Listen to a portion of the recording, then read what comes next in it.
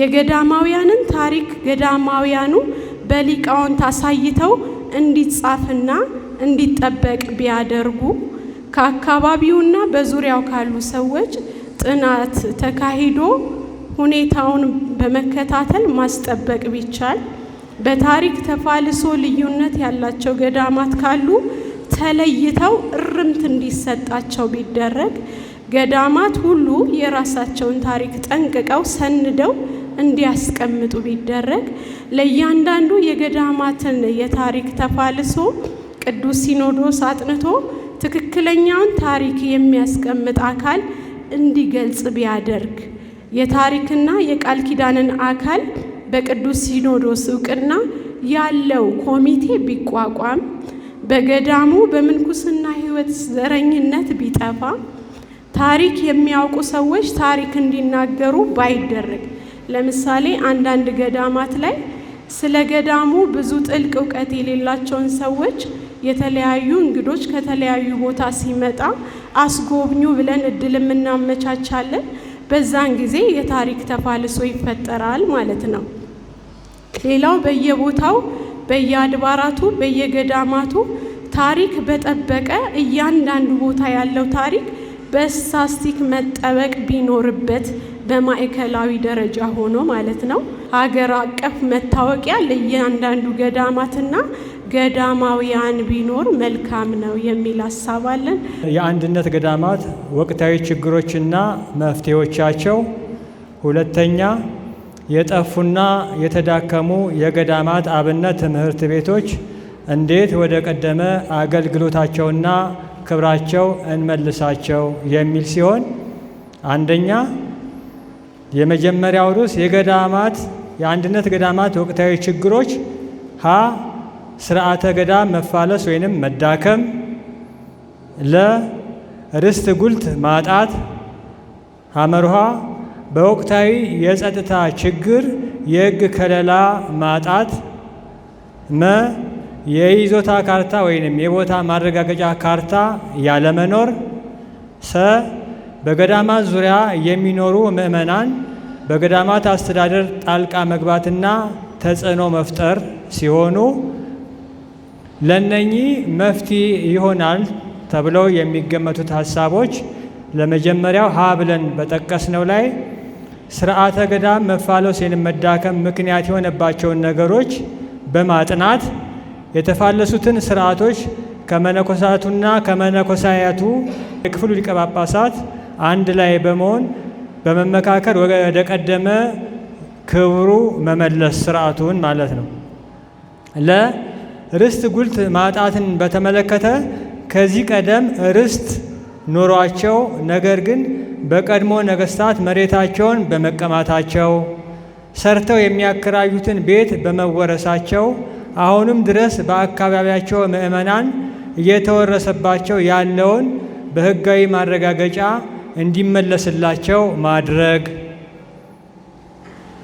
ሐመርሃ የሕግ ከለላ ማጣትን በተመለከተ በወቅቱ በገዳማት ላይ እየደረሰ ያለው የጸጥታ ችግር ቤተ ክህነቱና ቤተ መንግስቱ በመመካከር ገዳማቱ የሕግ ከለላ እንዲያገኙ ማድረግ። መ የይዞታ ካርታ ወይንም የቦታ ማረጋገጫ ካርታ ያለመኖር የሚለው ገዳማቱ ከግንዛቤ ማጣት የተነሳ ካርታ ባለማስነሳታቸው ቦታቸውን በአካባቢ ነዋሪዎች እየተወሰደባቸው ስለሆነ የገዳሙን የይዞታ ቦርታ በሕጋዊ መንገድ በተቋቋመ ኮሚቴና ባለሙያ አስጠንቶ የይዞታ ማረጋገጫ ካርታ ማስነሳትና ደብተር መያዝ። ሰ በገዳማት ዙሪያ የሚኖሩ ምዕመናን በገዳማት አስተዳደር ጣልቃ መግባትና ተጽዕኖ መፍጠር ለሚለው ገዳማቱ በራሳቸው ስርዓት ገዳማቱን መምራት፣ ከአቅማቸው በላይ የሆነውን ችግር ለክፍሉ ሊቀ ጳጳስ ጉዳዩን በማቅረብ ችግሮችን በጋራ መፍታት እንጂ ወደ ጎን በመሄድ ሌላ ጣልቃ ግለሰቦችን ያለማስገባት። ሁለተኛ የጠፉና የተዳከሙ የአብነት ትምህርት ቤቶች እንዴት ወደ ቀደመ አገልግሎታቸውና ክብራቸው እንመልሳቸው የሚለው እነኚህን በአራት ደረጃዎች ችግሮችን መጀመሪያ እንክፈላቸው። ሀ በስርዓተ ገዳም መፋለስ ምክንያት ከሆነ ትምህርት ቤቱ ጠፍቶ የነበረው ስርዓተ ገዳሙን ወደ ነበረበት መመለስ፣ በአካባቢው ህብረተሰብ ችግሮች መፈጠር ከሆነ ህብረተሰቡ የአብነት ትምህርት ቤትን ጠቃሚነት በሚገባ በማስገንዘብ ተማሪዎች ከህብረተሰቡ ማግኘት የሚገባቸውን ነገሮች ሁሉ እንዲያገኙ ማድረግ። ሐመርሃ የመምህራን ደሞዝ ወይንም በጀት ያለመመደብ ከሆነ ይህ ከሆነ በሚመለከታቸው አካላት የመምህራን በጀት እንዲበጀትላቸው ማድረግ። የሰርከ ህብስት አለማግኘት ከሆነ ተማሪዎች በገዳም ውስጥ በቂ በጀት ባለማግኘታቸው ስለሚቸገሩ የተማሪዎች በጀት ራሱን የቻለ ቢኖረው። የቤተ ክርስቲያን መዋቅር አብነት ትምህርት ቤቶች በትኩረት መመልከት።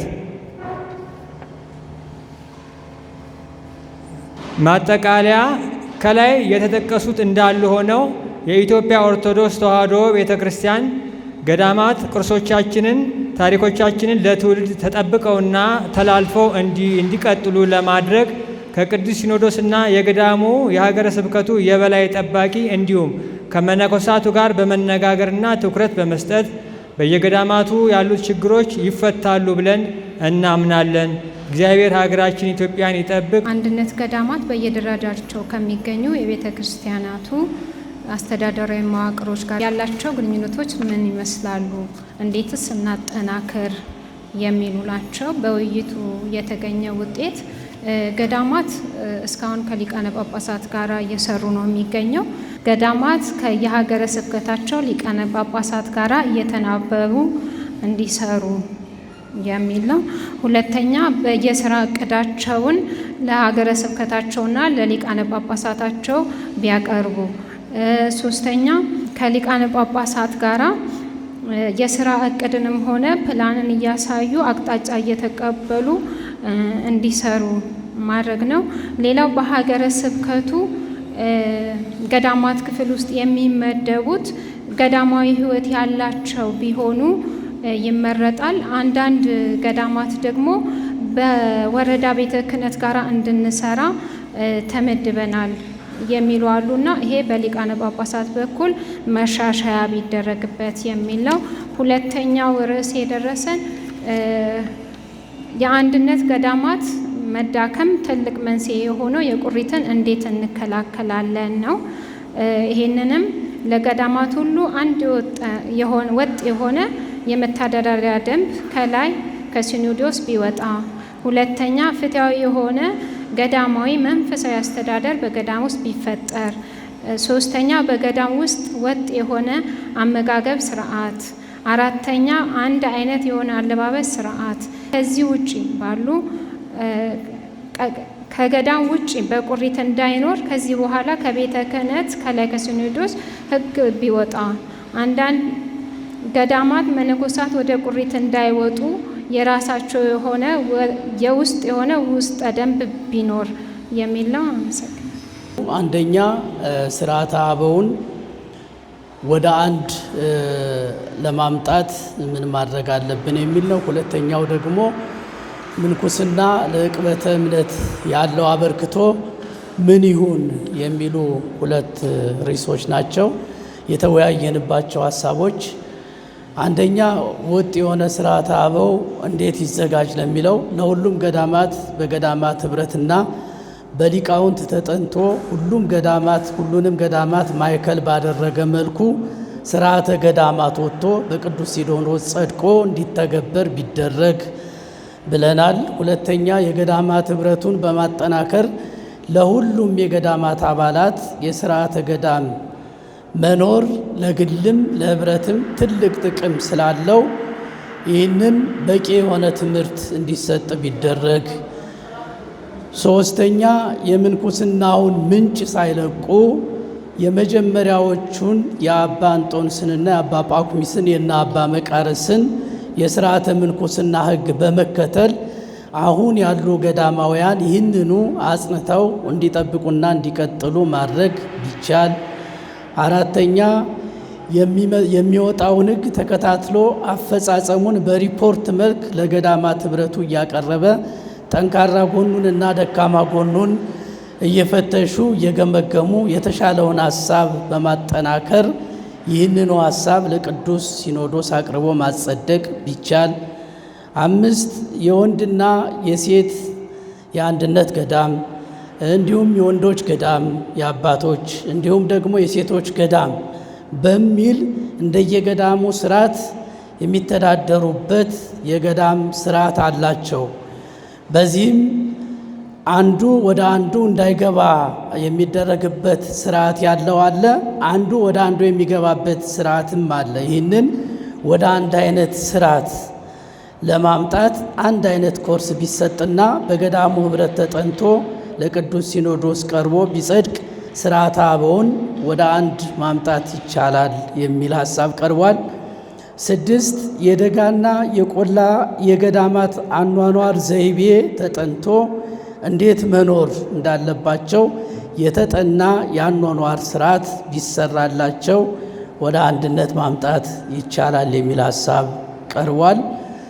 ይህ የመጀመሪያው ሀሳብ ነው። ለሁለተኛ ምንኩስና ለዕቅበተ እምነት ያለው አበርክቶ ምን ይሁን የሚል ነው።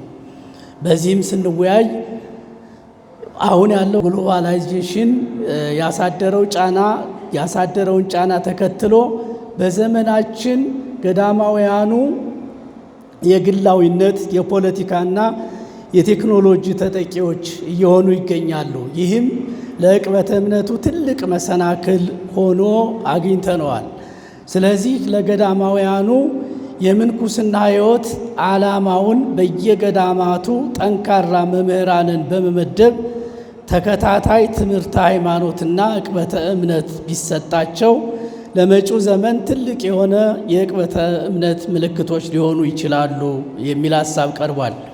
ሁለተኛ የመነኮሳቱ ቆባቸው፣ ቀሚሳቸው፣ ወይባቸው፣ አረማመዳቸው፣ ንግግራቸው ሳይቀር እንደ ወንጌል የሚሰብክ ነውና የአለባበስ ስርዓቱ በራሱ ለዕቅበተ እምነቱ ትልቅ አበርክቶ ስላለው ይህንኑ ስርዓት ጠብቀው እንዲኖሩ በቂ ትምህርትና ግንዛቤ ቢሰጣቸው ብሏል።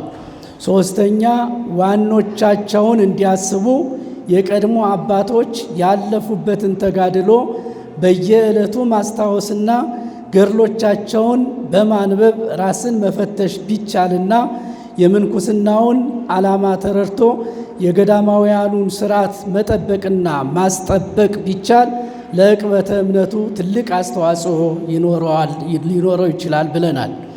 4ኛ የሚመነኩሰው መነኩሴ ለምን እንደሚመነኩስ አስቀድሞ መመርመርና ከ40 ቀን እስከ 3 ዓመት የሚሆን የመፈተኛ ጊዜ ተሰጥቶት ቢመነኩስ ለወደፊቱ ጠንካራ ሕይወት እንዲኖረው ማድረግ ስለሚቻል ሃይማኖቱንም ስለሚጠብቅ ይህ ለዕቅበተ እምነቱ ትልቅ አበርክቶ ይሰጣል ብለናል። 5ኛ ለመናንያኑ ፍቅር፣ አንድነት፣ ሰላም ያለው ሕይወትን እንዲኖሩ ሁኔታዎችንና በእምነቶችንና አስተዳዳሪዎችን በእንዲህ አይነት ሁኔታ እንዲመሯቸው ቢደረግ ለዕቅበተ እምነቱ ትልቅ አስተዋጽኦ ሊያደርግ ይችላል የሚል ሀሳብ ተሰጥቷል። በመጨረሻም እያንዳንዱ መነኩሴ እንደ ሁኔታውና እንደየአቅሙ በቂ የሆነ የቤተ ክርስቲያኒቱን ትምህርት በአግባቡ እንዲማርና እንዲያውቅ አስቀድሞ ማስተማርና ኮርስ መስጠት ቢቻል ለዕቅበተ እምነቱ ትልቅ አስተዋጽኦ ማድረግ ይቻላል በሚል ተወያይተን ሀሳባችንን በዚህ ጨርሰናል። ወስብሐት ለእግዚአብሔር።